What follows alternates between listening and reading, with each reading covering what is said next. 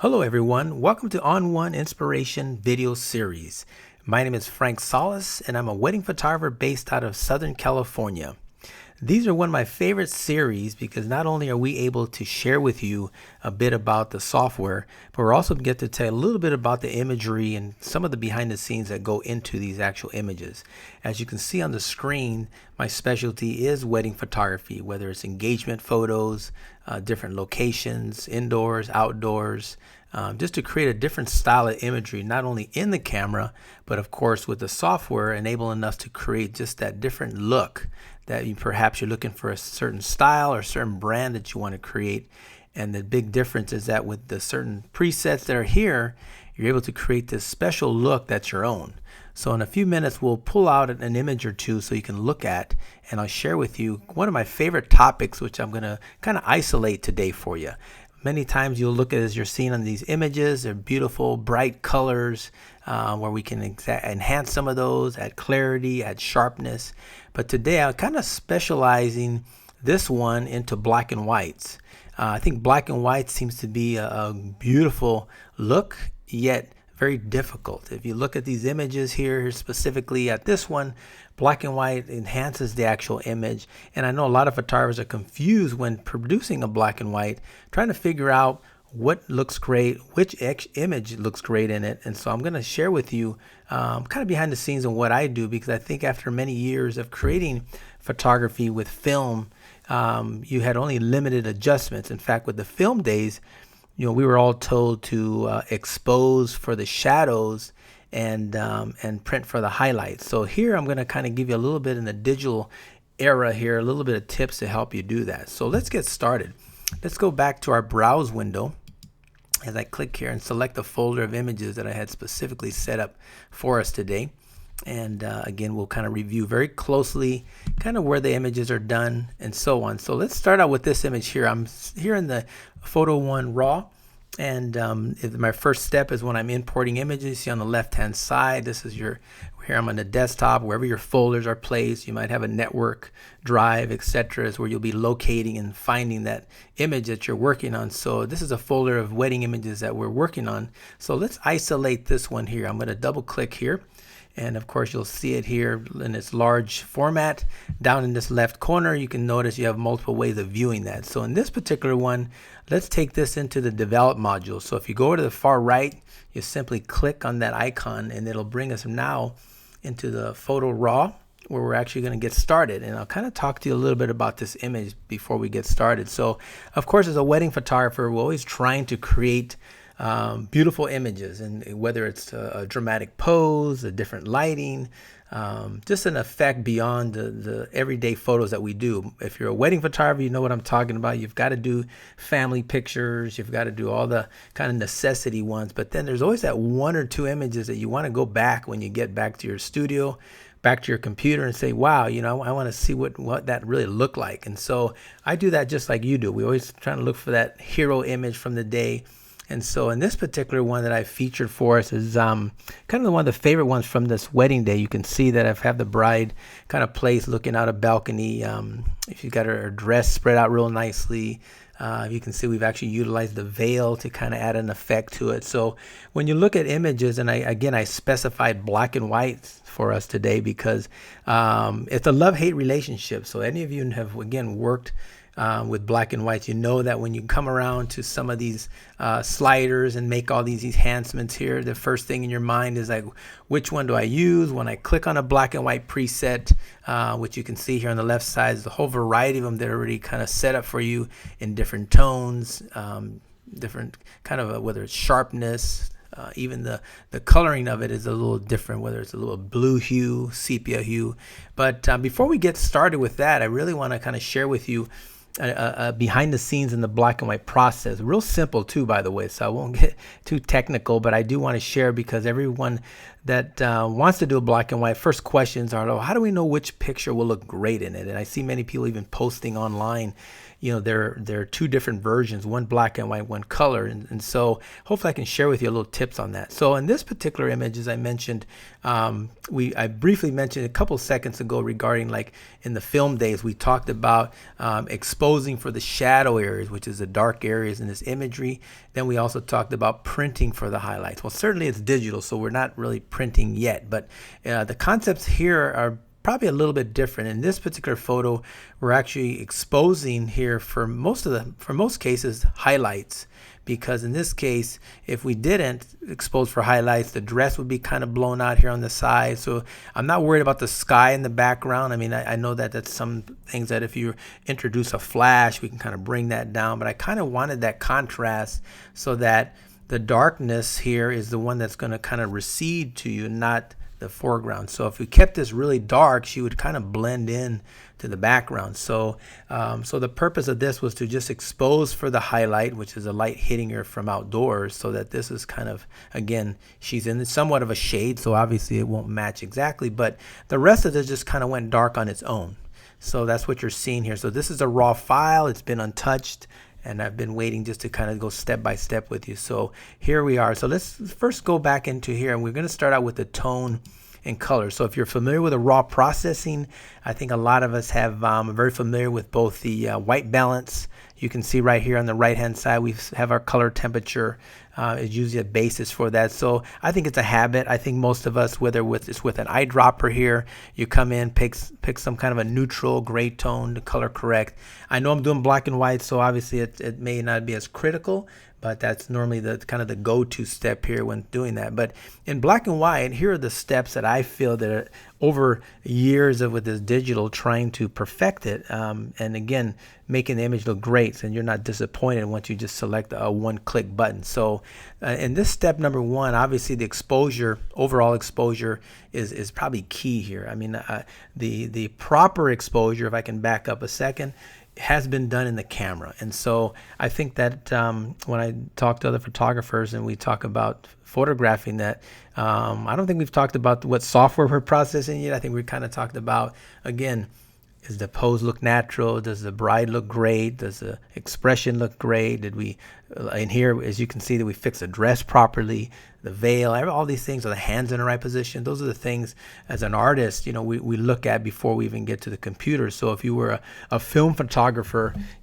back in those days, you would say the same thing. You would never even considered a post-processing in your mind. You were really thinking about, I've got a roll of film in here. I've only got a handful of pictures I can shoot. So in that format and in that era, you were really specific. We didn't have multiple memory cards to just kind of experiment, which I don't mind doing that. It's fun. But here you're kind of introduced to a little bit more where everything has to be perfect. So now when you come into your softwares, and if it is done in prior to taking that first picture, now you've got more stuff to work with. We've got more dynamic range. The exposure's not blown out.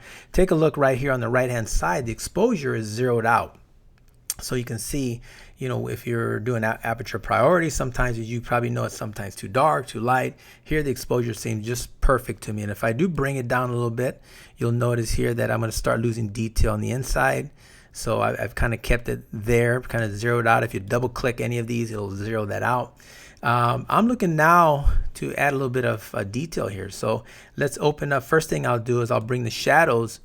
And this is something that I invite you to do, is that, feel free to go all the way to the left, go all the way to the right, and experiment to see exactly what the slider can do for you, and just don't limit yourself. So usually here I'm working with opening up as much shadows here without affecting the bride at this point. And so in wedding photography, it's really tough because we are dealing with white, which is obviously the bride's dress, and we're dealing with black, which is a tuxedo. So our kind of work is really difficult because you want to maintain detail in both, and that's probably the number one secret I'm going to share with you, that if you want to get great black and white, that is it. That's your number one tip that I'm going to show you here is that we need to maintain, and the subject, I'm not worried about the sky here because I mentioned to you earlier I purposely want it like that. And so my main subject is really what I'm looking at. I want to make sure that I've got detail in her whites because, as you know, brides, that's what we're battling. So if you come here to the highlight slider, I'm going to pull this over. Pretty much everyone's a little different. There's not an exact number or formula for that. You're just kind of eyeballing this here. You've got to be careful sometimes if you're have highlights on the faces, if the bride's looking in the camera, because then this highlight slider can kind of make the face a little bit muddy. So sometimes I'll have to apply this highlight feature back in a local adjustment. See right here, we'll talk about that in a few minutes, where I can kind of brush in the highlights here versus look at this as a global, right? So right now, since we're not seeing her face, highlights aren't being affected on the skin necessarily. I don't have to do that, so I can work on a global adjustment. But if you're the type that will do some local adjustments, paint in, then we can do that accordingly. So I'll probably come in a little bit more in a second. So this is giving me detail. Now, even around here, if I've already maxed out the shadow area here, or I feel that if I go too far, remember, I'm just looking at the bride's dress right now. If this picked up a little globally, I don't want to go any further because I don't want to take any of the detail and the shadow here in the dress. So far we're set up for here. So now down below, just as you're looking here, we talked about color temperature, not necessarily specific on this particular one. If you click down on my details section here, if this is a high image, many times, you know, as far as a very artistic look, some imagery, especially in black and white, I love, you know, kind of that grain look. So maybe noise may or may not be your taste to either add or subtract here, but that's an option for us. And lens correction, same thing. I mean, it's many times when you bring this in, if this is already turned on by default, it's got an auto feature that, as you can see, if I toggle on and off, it's by default already given that to us. So that's fine if it's on a wide angle lens. So here's two more steps then to maybe allow me to either, if I need to darken this any further, and if I want to add more detail, we talked about let's do some local adjustments. And as I mentioned, this all depends on the mood, how you feel about your image. If you like a dark image, you know, just to kind of bring the attention to the couple or the bride or the subject. Some like it very fresh, very bright imagery. So in this case, as we come in here, it allows us to maybe add the exposure to the surrounding area. So I'm going to start with an exposure slider, and I'm going to come around and just paint here and open up some of the dark areas. And I'm going to kind of exaggerate this a little brighter than normal, just so you can just see the effect when I do kind of the final stages to this images. So remember, I couldn't do this. Obviously on the first adjustment, the overall setting, because again, that was more of a global. So that's why the beauty of the ON1 Photo RAW is just what it is. It gives us capability of maximizing the full integrity, dynamic range of your raw image, and that's what we want. That's exactly what we want, full control. And one of the reasons I enjoy using the ON1 products, because if you looked here on the side, there's another module called effects, is where I can add additional items to it, whether it's a dynamic contrast, any other toning, and I don't have to go to another software or somewhere else. I can do it exactly here and save it to a preset on the left hand side. You can see I have my own preset set up this way. Another quick tip is that we're able to duplicate this. In other words, if we're building a wedding album, a collage, I'm going to be able to duplicate this process. So by saving as presets, I can duplicate that look. So if you want to call it that's like my look, yeah, you can kind of duplicate that. So coming back over here, I've already lightened this area here. So that just kind of lightened it. So again, that might be your style. As a wedding photographer, you might like it brighter. You can see I can come here and make that as bright as you want. Sometimes I like imagery a little bit darker. It just kind of gives a little mood to it. So in this case, because I'm talking about black and white, two things. One, I want to open up the shadow areas, and I'm going to share with you why. And then, of course, if I want to come back here and add another layer, another adjustment, I just click simply one time. So down below, if I collapse that, this one here, this is the one that we just did the brightness on this one. So if I come back here, I clicked here once, it now brings me a new set. So let's say now I want to kind of darken this dress just a little bit more. So I can either use a highlight, bring down the exposure a little bit. Of course, toggle with your left and right brackets, and then come back in here. Now this one, as you can see, let's go back here, make sure I'm on the right one here. Hold on one second. Let's go back here. And let's see, I think I'm on the wrong layer, so let's go make sure I'm on the right one here. Actually, this was on the first one. Here we go. There we go. That's that one. Okay, I'm on the wrong layer. That's why it picks that. So let's start here because I'm going back and forth. So let's click this out. This is the one that's darkening here. So let's back out here. We don't want to do that. We want to make sure this stays where it was. Hold on. There we go. I kind of went backwards on that one. Let's keep that there. And let's make sure it's not too dark, not too bright. And again, this is the beauty of this, is I can go back and forth.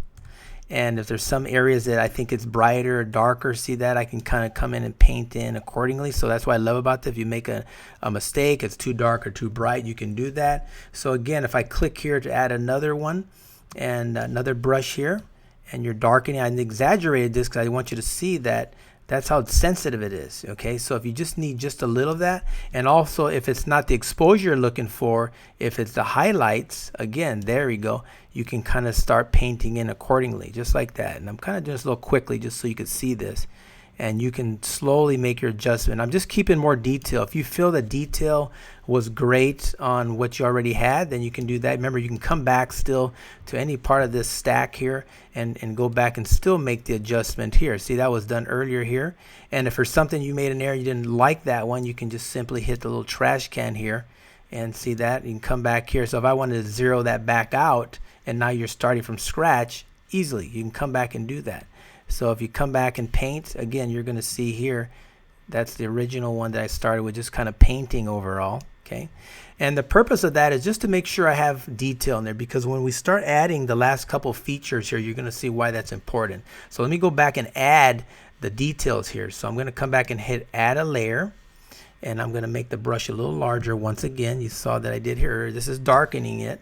But if I come in here like this, there you go, make your adjustment. So very simple. You can see I can purposely go back and forth. You can't ruin your raw file. This is all undestructive for your approach here. So that's why it's easy just to experiment. You know, I'm kind of like you guys. I test a little bit, add a little bit, take some out. I don't like it. Very simple. Nothing's going to happen to the image. So now two things I've done is I've just darkened this a little bit extra, and I've added a little bit more highlights here. And I'm telling you why we do that is because when you come back into the overall settings, because now I want to go back for an overall adjustment. If you've ever liked black and white really contrasty, well, contrast is really a great thing, and it's going to be a bad thing. In other words, if your highlights are already blown out in an image, then the contrast is going to accelerate that. So if you've got no detail in the dress, it's going to give you more no detail in the dress, if that's a word. If you have dark shadows and you add contrast, like we obviously opened it up pretty bright here. If I add contrast, if it was dark already, it's going to make it look even worse. So in other words, it's just totally clipping. So the secret to a great black and white, especially in the digital world, is that we've given detail in both darks and the lights. And now when I come back and introduce, you ready for this?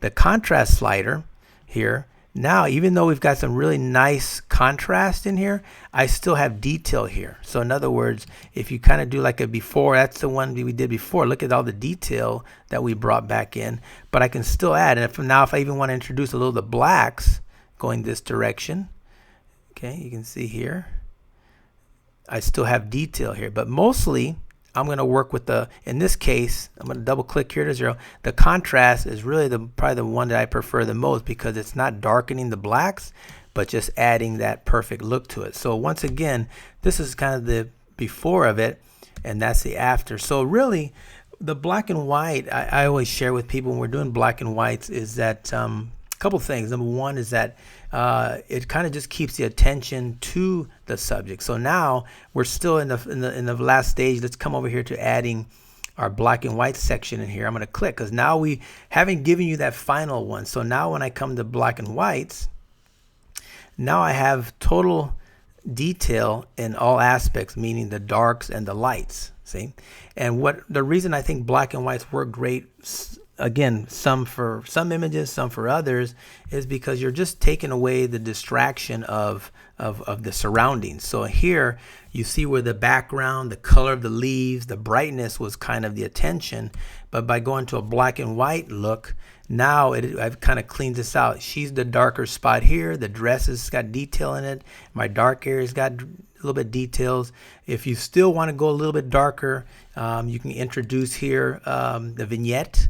A vignette option if someone wants to do a little bit more of that, but I think that that's your taste. As I kind of get inspired by different images, depending on what the images that'll be next to it in a wedding album, perhaps you kind of will dictate the look that I'm looking for. But I think this is your preference, and that's why I do what I think we all do, is we like to experiment. We like to play with the adjustments. There's no perfect adjustment here, but the ON1 Photo Raw allows me to do that and keep the integrity of the image. I can make copies of it. I can come back, make adjustments. I can export, so that it's in layers. I can come back and redo that. But I think that my inspiration for most of this, just to create just something a little bit different, so that it's not the same over and over again, especially if you're a wedding photographer. So hopefully you enjoyed this. It's my favorite. Black and whites are my favorite, and I hope it makes it your favorite as well. Just practice those adjustments again. Working with highlights, working with your shadows. And once you do that and you come back and introduce, I think, which is pretty much the overall favorite thing, is contrast in an image.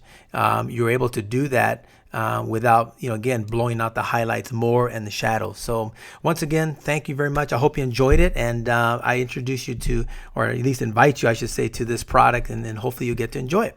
Thank you.